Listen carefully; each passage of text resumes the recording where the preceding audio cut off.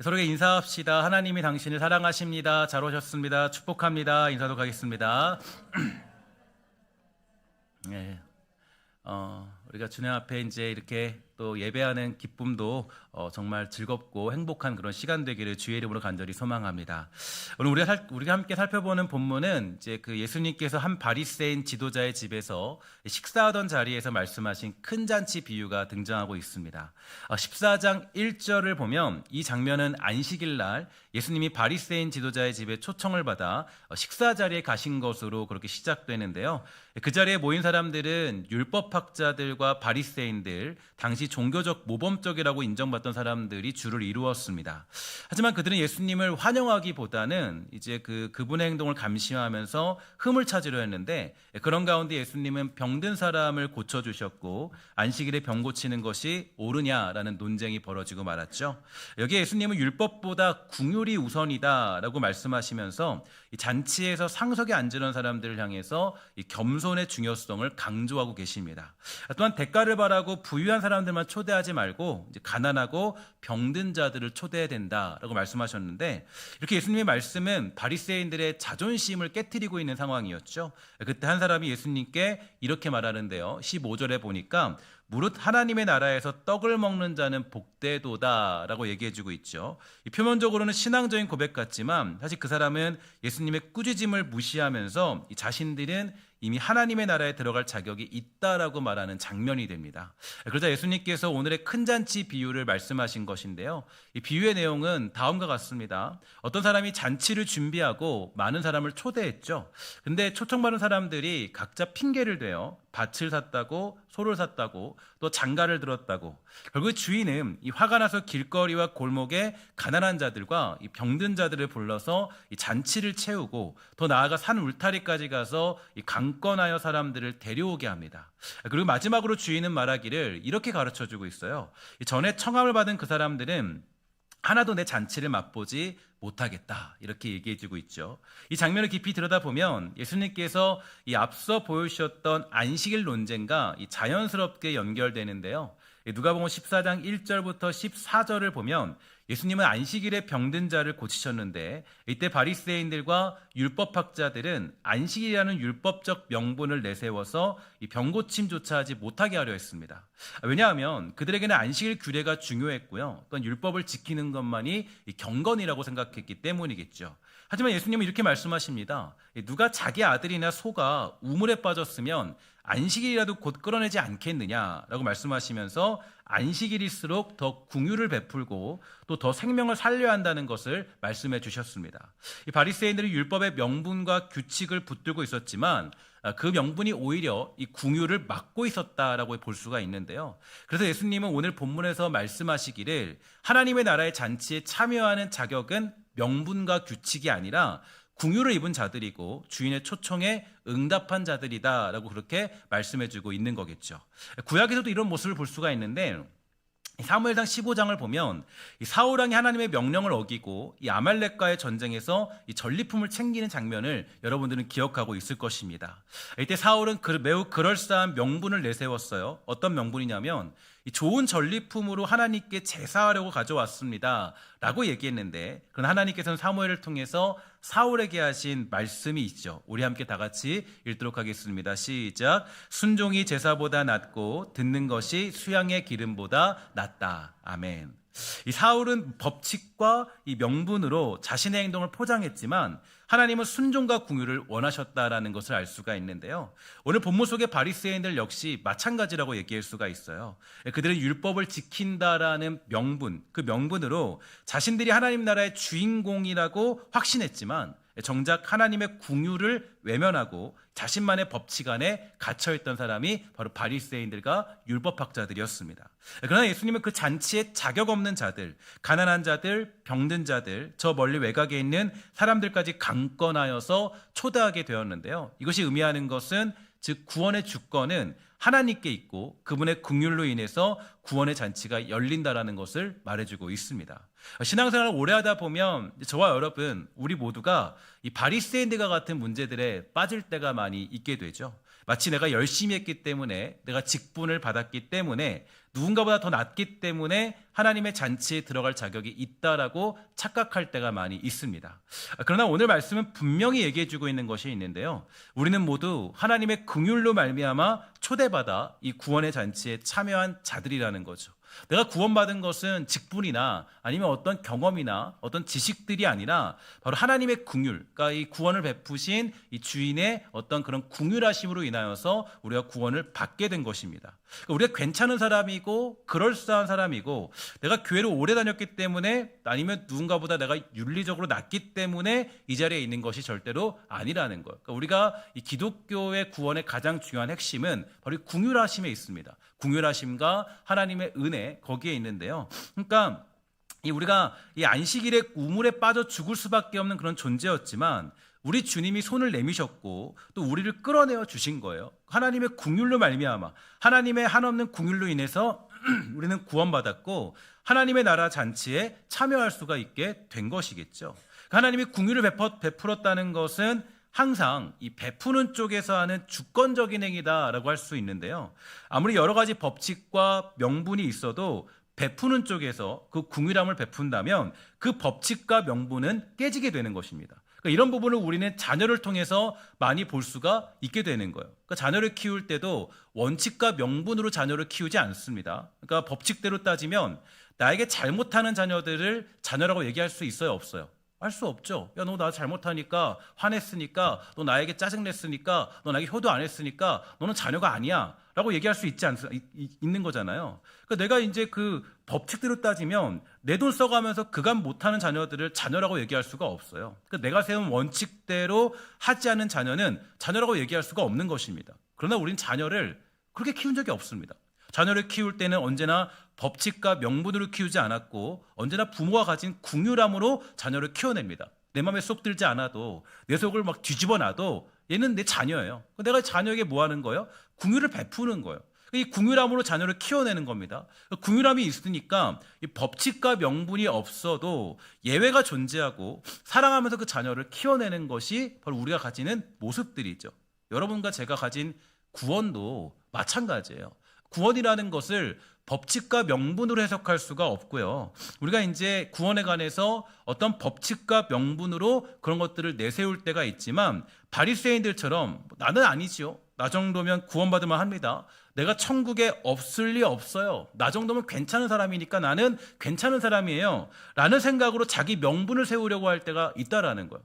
내가 저 사람보다 난데? 더 괜찮은데? 아, 저런 말도 안 되는 사람보다 더 난데요? 내가 그래도 더 열심히 살았잖아요? 내가 그래도 더 열심히 더 즐겼잖아요? 열심히 더 내가 살았잖아요? 성실했잖아요? 이런 걸로 자기 명분을 세울 수는 없다라는 거죠. 바리새인들의 착각은 자신들이 무엇인가 되었기 때문에 구원받았다라고 생각하는 것이었어요. 그 자신들의 천국에 당연히 있을 것이다. 그러니까 그렇게 여겼던 것은 내가 뭔가 했기 때문에, 가진 것이 있기 때문에, 내가 뭔가 어떤 나의 노력과 나의 어떤 힘이 있기 때문에. 그러나 주님은 다르죠. 주님은 얘기하시기를, 예수님은 완전히 그 바리새인들의 생각을 완전히 박살내버리셨습니다. 구원은 주인이 긍휼을 베푸는 거예요. 구원의 주체자는 주인이 긍휼을 베풀었기 때문에 구원을 받는 것이지, 내가 어떤 구원의 명분을 얻었기 때문에 구원을 받는 것이 아닙니다. 내가 어떤 기도를 열심히 했기 때문에 야, 너 기도 응답해, 내가 해줄게, 구원해 줄게, 그게 아니에요. 구원이라는 것은 주인이 긍휼을 베풀어서 그 긍휼의 초대에 응한 사람만이 구원을 받는 것이지, 구원이라는 것이 내가 어떤 근거를 가지고 있기 때문에 구원을 받는 것이 아니라는 겁니다. 되게 중요한 게, 사실 이러한 어떤 이 미묘한 차이들이 굉장히 이 교회 역사 가운데 굉장히 많이 존재해요. 그래서 이제 이것들을 잘못 해석하고 잘못 얻어가 보게 되면요, 여기서 이제 문제가 많이 생기게 되는데요. 그러니까 구원은 주인이 긍휼을 베푸는 거예요. 주인이 허락한 그 긍휼함으로 이 구원의 잔치에 우리는 참여할 수가 있게 된 것이겠죠. 그러니까 우리 중에 그 누구도 높다고 할 수 없고 누구도 뛰어나다고 할 수가 없다라는 거예요. 우리 중 하나님의 긍휼하심 없이 이 자리에 존재할 수 있는 존재는 여기에 있지 않습니다. 이게 바로 예수님이 하신 오늘의 말씀이 되는 거예요. 오늘 이 모임 중에 더 높은 자는 누구입니까? 아무도 없습니다. 그 누구도 이 자리에서 시험 쳐서 앉아 있는 사람은 존재하지 않아요. 여러분 들어올 때 어떤 우리가 어떤 이 신앙 고백이나 문답은 하지만 우리가 이 교회라는 공동체에 들어올 때 시험 쳐가지고 윤리 점수는 몇 점이다, 아니면 행동 점수는 몇 점이다, 그렇게 들어오지 않았죠. 여러분 홍해 건널 때요, 홍해를 그 이스라엘 백성들이 건널 때 수능 380점 맞은 사람만 들어올 수 있다, 그런 조건이 있어요, 없어요? 없어요. 그냥 그 사람들은 홍해를 건넌 거예요. 하나님의 은혜 가운데, 주인의 긍휼 가운데 홍해를 건넌 것입니다. 그러니까 얼마나 많은 사람들, 100만 명이 있었잖아요. 그 다양하고 많은 사람들의 공통점이 딱 하나 있다면 바로 하나님의 긍휼하심이 그들에게 주어졌다라는 거예요. 그러니까 나에게 근거가 있지 않습니다. 최근에 제가 이제 조금 유심히 보고 있는 영상들이 몇 개가 있는데, 그 영상에서 보면은 이제 요즘에 연예인 중에 되게 유명한 연예기획사 대표가 한 명 있어요. 대표가 있는데 그 사람이 이제 되게 유명한 사람인데, 이 사람이 거의 설교를 합니다. 설교를 하고 사람들 데리고 거의 교회 모임을 가지고 있고, 근데 교회는 아닙니다. 교회는 아니고 거의 이단에 가깝다고 보면 되는데요.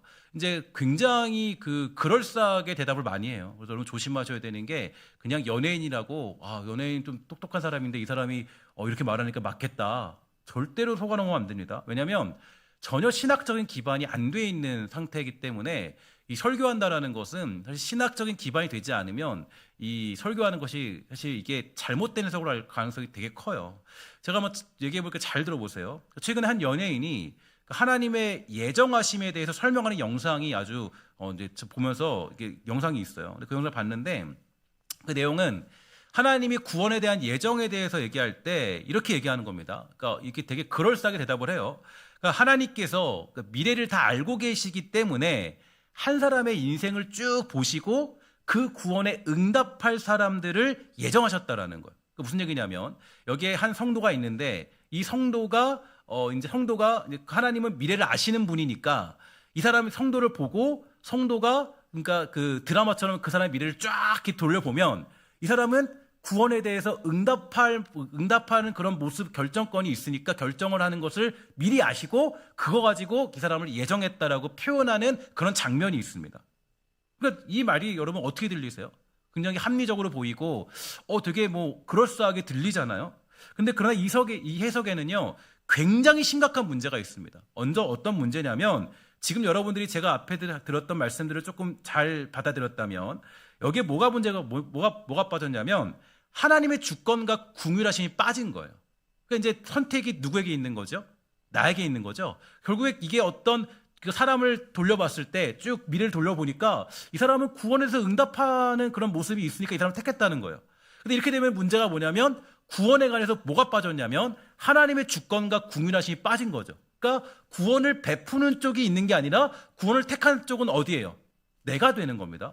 그러니까 미래를 아는 거는 맞지만, 그러나 중요한 것은 거기에서 이 하나님이 긍휼을 베푸셔서 긍휼 가운데 우리가 구원을 얻은 것이 아니라 내가 선택할 사람으로 그렇게 구원을 얻었다라고 해석하는 장면이 그 장면이에요. 그러니까 이 바리새인들과 다를 바가 없는 해석이죠. 결국에는 그럴싸하게 예정하심을 풀었지만 전혀 신학적인 기반이 없기 때문에 이 사람 해석하기를 우리가 구원을 받은 것은 내가 선택할 만한 사람들이기 때문이라는 논리가 흐르기 때문에 굉장히 잘못된 겁니다. 그래서 사실 이 사람이 설교하는 것이나 이 사람이 어떤 주장하는 내용들을 보면은 결국에는 인간의 가능성을 굉장히 높여놔요. 되게 위험한 거거든요. 되게 위험한 거고, 그거를 이제 우리가 신학적으로는 알미니안주의다라고 하는데 완전히 극단적인 알미니안주의가 거기에 있는 겁니다. 이단으로 정죄받은 완전히 그런 주의인데 되게 위험한 겁니다. 여러분 그냥 유튜브도 막 보시면 안 돼요. 보시면 안 되고, 보면은 우리는 구분을 잘 못하기 때문에 들으면서 괜찮은데? 되게 좋은데? 절대 아니에요. 근데 오늘 본문이 제가 딱 보면서 느껴지더라고요. 저게 바리새인들의 해석과 똑같구나. 그러니까 바리새인들은 결국 구원이 누구에게 있는 거예요? 하나님이요, 나예요? 나죠. 그러니까 나에게 있는 거예요. 그러니까 내가 그럴 만한 존재인 거예요. 근데 중요한 것은 우리가 이 구원은 언제나 우리가 얘기하지만 하나님의 주권 안에서, 하나님의 긍휼하심 속에서, 그러니까 구원을 베푸신 이에게 그 구원이 달려있는 것이지 나에게 어떤 근거나 내가 그럴 만한 존재이기 때문에 구원을 선택한 사람이 아니라는 거예요. 되게 조심하셔야 돼요. 그러니까 우리가 기억해야 될 것은 뭐냐면 하나님의 예정하심은 우리의 선택과 능력에 달려있지 않아요. 하나님의 예정은 철저히 그분의 공율과 주권적인 은혜로 이루어진 것입니다. 그러니까 우리가 예수를 나의 구주로 고백할 수 있는 건 역시 이성적인 판단, 판단 속에서 그럼 이게 예수를 믿을만 하구나, 괜찮구나, 좋구나, 이게 정말 그럴만 하네, 그런 판단이나 우리의 삶의 결과 때문이 아니라 구원이라는 것은 하나님의 주권적인 궁율하심 속에 이루어지는 일이 되는 것이죠. 그래서 구원이라는 것에 대해서 우리가 굉장히 깊게 생각할 필요가 있습니다. 여러분들이 예수를 나의 구주로 고백한다, 이것도 신비예요, 신비. 그러니까 우리가 고백이라는 것은, 신앙 고백이라는 것은 굉장히 신비한 그런 어떤 하나님의 영역 가운데 있는 신비한 일이에요. 우리 예수를 믿는 거 보세요. 예수를 어떻게 믿나? 나도 모르게 믿었는데. 예수를 믿을 때 다다다다다 결정해가지고 다 분석해가지고 예수 믿는 사람은 없어요. 그리고 예수 믿을 때 어떻게 믿었어요? 믿어볼까? 예수님, 갑자기 믿어져. 갑자기 나도 모르게 믿고 있어. 이게 하나님의 은혜인 거예요, 은혜. 궁율하심. 우리 모두가 예수를 잘 믿어야 돼요. 교회 잘 다녀야 되고요. 예수 잘 믿어야 되고, 여러분 정말 잘 분석하셔야 돼요. 잔치는 그들이 잘해서 열린 것이 아닙니다.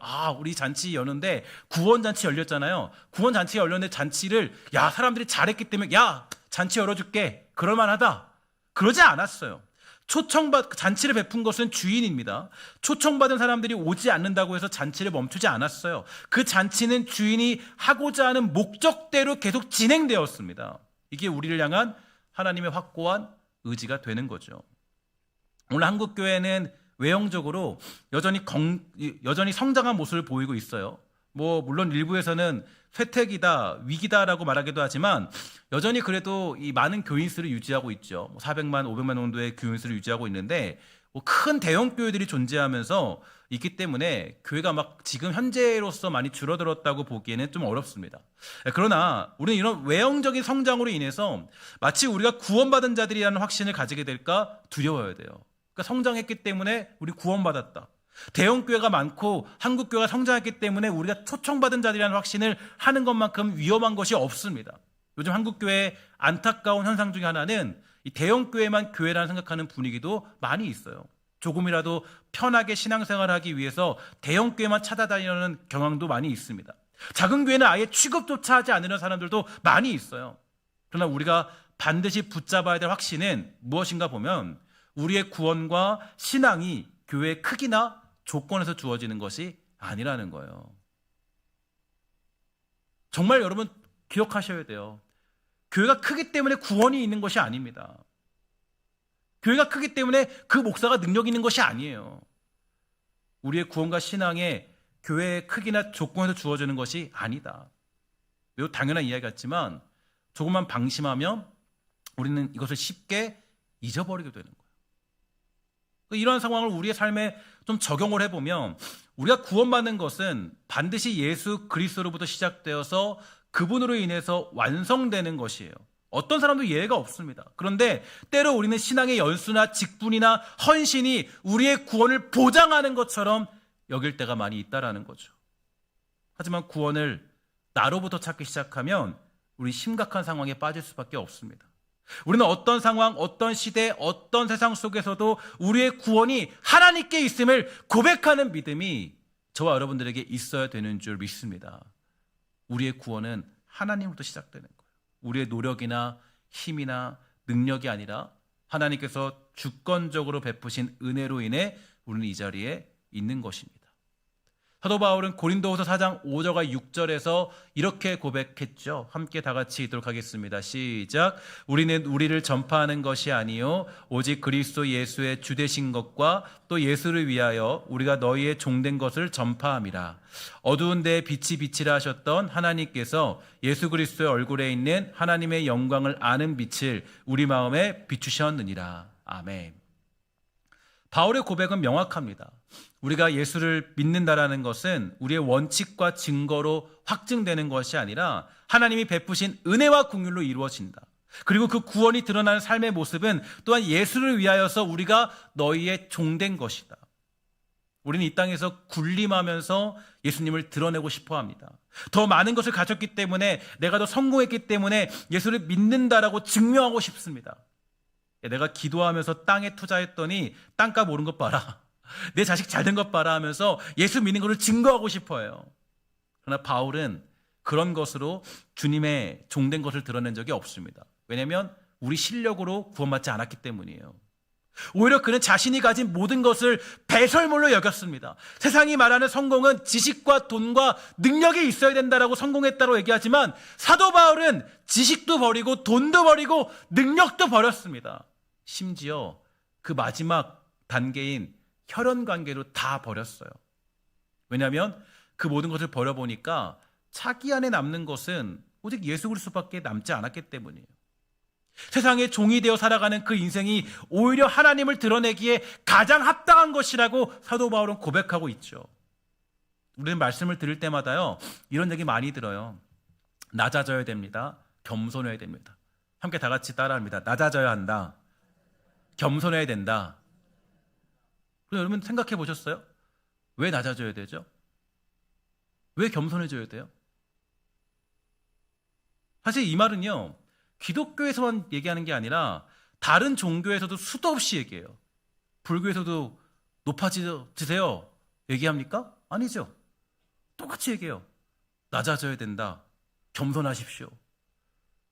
다 그렇게 얘기해요. 그러면 이게 무슨 의미인가? 그러니까 우리가 봤을 때, 예수 믿을 때 낮아진다, 겸손해진다. 아니, 그러면 다른 종교도 똑같이 얘기하는데 여기에 무슨 의미가 있을 것 같습니까? 이거 뭐 똑같은 얘기 아닌가요? 성경이 말하는 낮아짐은 그저 윤리적인 겸손을 이야기하는 것이 아니에요. 그렇지 않은 자신을 가식적으로 낮아지게 만들어서 결국 자신을 높이는 것과도 다릅니다. 성경이 말하는 낮아짐은 그 속에 예수 그리스도의 십자가와 긍휼하심, 주권적인 은혜가 드러나기 때문인데요. 고린도후서 4장 7절은 이렇게 얘기해주고 있습니다. 함께 다 같이 읽도록 할게요. 시작. 우리가 이 보배를 질그릇에 가졌으니 이는 심히 큰 능력은 하나님께 있고 우리에게 있지 아니함을 알게 하려 함이라. 그러니까 이 보배는 뭐냐면, 우리를 긍휼과 주권적인 은혜로 구원하신 예수 그리스도의 십자가 사건과 그 구속하심을 얘기해주고 있는데, 우리는 그 보배를 가진 자들이라는 거예요. 그런데 이 보배가 질그릇 안에 있으면 이 보배가 드러나지 않습니다. 그러면 어떻게 이 보배가 드러날 수 있을까요? 한 가지죠. 질그릇이 깨져야 돼요. 그러니까 고린도 4장 8절과 12절에 보면 이 질그릇이 깨지는 방법에 대해서 이렇게 가르쳐주고 있어요. 우리가 사방으로 우겨쌈을 당하여도 쌓이지 아니하고, 답답한 일을 당하여도 낙심하지 아니하고, 박해를 받아도 버림받지 아니하며, 거꾸로 튀림을 당하여도 망하지 아니하고, 우리가 항상 예수의 죽음을 몸에 짊어지면 예수의 생명이 또한 우리 몸에 나타나게 하려 함이라. 우리 살아있는 자가 항상 예수를 위하여 죽음에 넘겨짐은 예수의 생명이 또한 우리 죽을 육체에 나타나게 하려 함이라. 그런즉 사망은 우리 안에서 역사하고 생명은 너희 안에서 역사하느니라. 아멘. 무슨 일이냐면 질그릇을 깨트리는데, 우리가 질그릇이 깨지려면 이 질그릇을 깨트리는 방법이 뭐 망치를 깰 수도 있고 뭐 우리는 깰 수 있잖아요. 근데 성경이 말하는 이 질그릇을 깨는 방법이 뭐냐면, 사방으로 우겨쌈을 당하고 답답한 일을 당하고 낙심한 상황을 겪게 되고 박해를 받게 되는 그런 상황들 속에서 질그릇이 깨진다라는 거예요. 그러니까 그러한 중에 내가 낮아지고 겸손해지는 자리까지 가게 된다는 거죠. 하나님이 우리를 낮아지게 만드세요.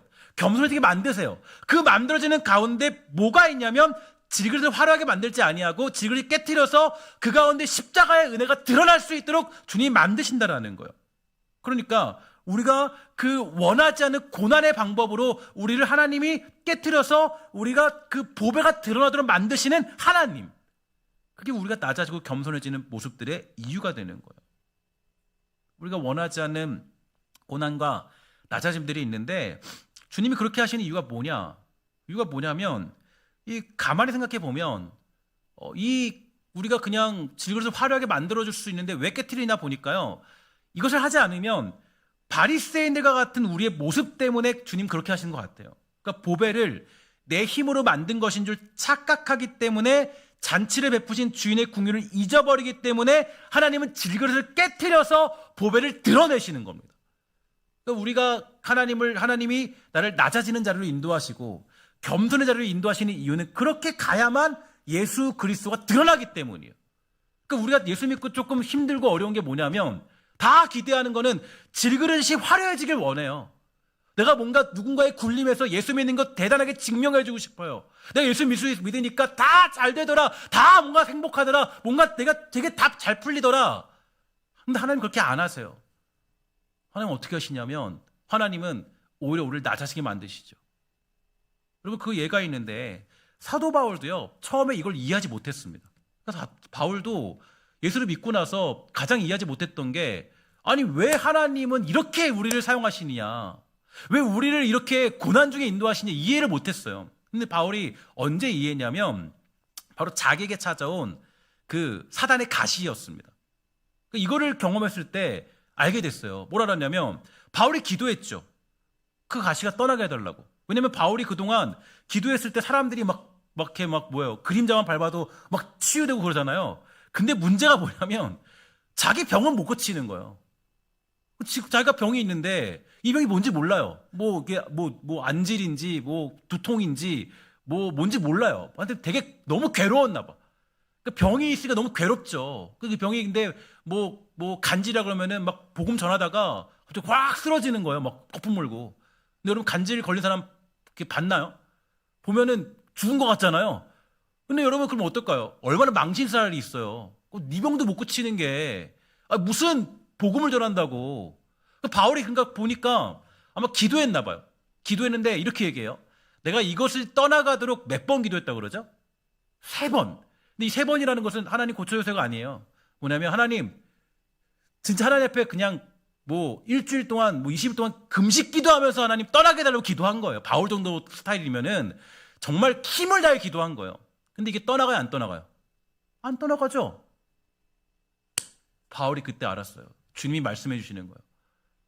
주님 도대체 왜 나에게 안 떠나게 하는 거예요? 야 내가 그거 준 이유를 아직도 모르겠니?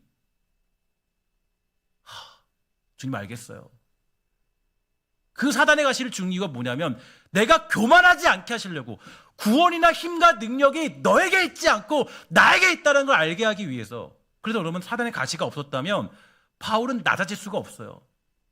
겸손해질 수가 없어요. 왜냐하면 자기가 얼마나 많은 능력이 있습니까?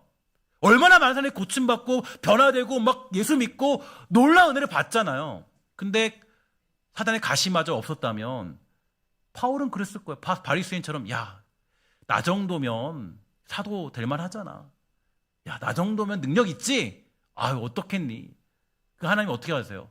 사방에 우겨쌈을 당하게 하시고 사방에 답답함을 만나게 하시고 때로는 살아갈 때 정말 박해를 받게 하시고 근데 그러한 중에서 자기가 낮아지고 겸손해지는 삶을 살아가게 되는 거예요. 그러한 중에 뭐가 드러나요? 근데 우리는 뭐가 드러나요? 그 세상에서 낮아지면 겸손해지면 누가 드러납니까? 자기가 드러나죠. 세상에서는요. 스님이 예를 들어서 정말 막 살다가 되게 가난하게 살아요. 그러면 그 가난하게 자기 청빈하게 산다고 딱 얘기하면은 그러면 그 사람 그 스님을 통해서 드러나는 게 부처가 드러납니까? 자기가 드러나요. 자기가 드러나죠. 저 사람이면은 득도했구나. 괜찮구나. 근데 우리는 아니에요. 기독교가 말하는 낮아짐과 겸손함은 세상과 완전히 차원이 다릅니다. 우리는 결국에 낮아짐과 겸손함 속에 뭐라고 고백하냐면 바로 예수 그리스도의 십자가의 은혜가 드러난다라고 고백하는 거. 하나님이 드러나는 거. 그러니까 우리가 가지는 겸손함과 낮아짐을 세상과 비교할 수 없어요. 우리는 하나님이 그렇게 하시거든요. 그러니까 내가 스스로 낮아짐을 택한 게 아니라 하나님이 우리를 너무 잘 아세요. 너무 잘 알고 계세요. 그러니까 우리가 바리새인과 같은 모습이 있으니까 우리는 그런 인간적인 모습이 있으니까 내가 높아지고 싶으니까 내가 뭐 했다 어떻게 됐다 내가 능력 있다 그걸 증명하고 싶으니까 하나님은 그거를 다 꺾어버리시고 어떻게 하시냐면 하나님만이 드러나도록 만드시는 그 하나님의 은혜와 역사 그러니까 우리를 낮아지게 만드시고 우리를 겸손하게 만드시는 것은 이 땅이 말하는 것과 완전히 다른 것이에요. 우리의 인생은 거저받은 은혜로 거저 주신 하나님만 드러나면 되는 것이 우리의 인생이 되는 것입니다. 구원의 긍휼을 베푸신 주체자가 내가 아니라 누구기 때문에? 하나님이기 때문에. 그러니까 만약에 내가 구원의 그런 근거를 가지고 있으면 내가 드러나야겠죠. 야, 저 사람이 열심히 기도했고 열심히 양심적으로 살았더니 구원받은 거야. 그럼 내가 드러나야 되죠. 그게 아니죠. 구원을 베푸신 이가 누구라고요? 하나님이세요. 주인 쪽에서 긍휼을 베푸신 거예요. 그러니까 내가 그 사실을 인정하고 그 사실을 가지고 살아가는 그리스도인이 될 때, 그때 뭐냐면 진정한 평안과 안식을 누릴 수 있게 되는 것입니다.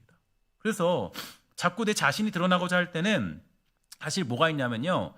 그러니까 여러분 잘 보세요. 여러분들 드러내고 싶으면 어때요? 행복합니까? 평안합니까? 다 자기 뽐내고 싶잖아요. 근데 뽐내다 살면요, 스트레스 받아서 거의 괴로워 죽어요. 그죠? 맨날 질투하고 시기하고 막 욕심대로 살고. 근데 하나님 앞에, 하나님이 나의 주인이시고 하나님만이 내 일 다 하십니다. 하나님만 드러나기 원해요. 그럼 내 인생에 평안함이 찾아오는 겁니다. 그래서 부활하신 주님께서 제자들에게 말했어요. 야, 평강이 너에게 있을지어다. 근데 그때 또한 한 가지 매칭되는 게, 베드로에게 이렇게 말씀했어요. 야, 너 나를 사랑하니? 근데 몇 번 물었다고요? 3번 물었죠. 그래서 너 나 사랑하냐? 너 정말 나 사랑하니? 정말로 너 나 사랑하니? 거저받은 구원으로 만족하느냐? 너 지금 내가 베푼 구원에 만족하고 있느냐? 너 지금 이 구원이 너로 인해서 준 것이 아니라 내가 너에게 구원을 준 것으로 만족하느냐? 거저받은 그 구원을 너 기뻐하느냐? 무화과나무에 열매가 없고 포도나무에 포도가 없고 감람나무에 소출이 없으며 밭에 먹을 것이 없고 우리의 양이 없고 외양간에 소가 없어도 너는 나 하나로 만족하느냐? 구원을 베푸신 나로 만족하고 있니? 하나님이 이사야 20장에서 선지자 이사야에게 말씀하셨습니다. 너는 벌거벗은 채로 3년 동안 다녀라. 길거리를 다니라는 거, 3년 동안. 미친 사람처럼. 하나님의 명령이에요. 이사야가 그 말씀에 정확히 순종합니다. 여러 가지 상징적인 의미를 담고 있지만 무엇보다 선지자 이사야는 구원을 베푸신, 구원을 이루어내실 하나님만으로 만족한 사람이었기 때문이에요. 여러분, 왜 우리 안에 평강이 사라졌을까요? 예수님 믿는 평강이 사라지고 조바심을 내면서 왜 이렇게 마음속에, 삶 속에 스트레스를 많이 받고 살아가는 걸까요? 너무나도 우리는 때로는 하나님으로 만족하지 않고 거저받은 구원으로 즐거워하지 않고 내가 뭔가 이 땅에서 구원을 이루려고 하는 그런 욕심에 끌려다님으로 말미암아 우리는 분주하고 우리는 답답하고 괴롭고 우리는 때로는 평강을 누릴 수 없는 그런 삶을 살고 있는 거 아니겠습니까? 저는 여러분들에게 부탁하고 축복하는 것은 오늘 이 시간 나에게 구원을 베푸신 우리 주님만으로 만족한 거저받은 구원, 그거 외에 뭐가 더 필요합니까? 하나님 더 좀 내놓으세요. 이것도 좀 내놓으시고 저거 좀 주시죠. 아, 이거 왜 안 주십니까? 그러지 마시고 하나님, 내가 받은 구원으로 만족합니다. 거저받은 구원, 나는 구원받을 존재가 아니지만